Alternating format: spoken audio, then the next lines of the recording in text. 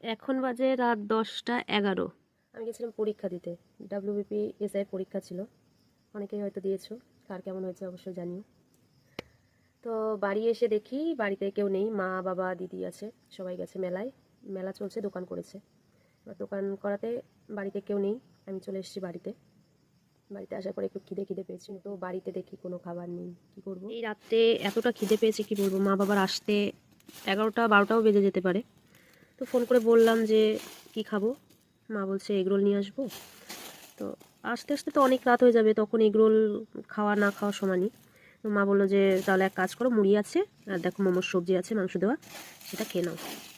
আর সেই জন্যই এই যে মুড়ি মেখে নিচ্ছি। আমার কিন্তু দারুণ লাগে মোমোর সবজি প্লাস মুড়ি, আহা হা কি স্বাদ।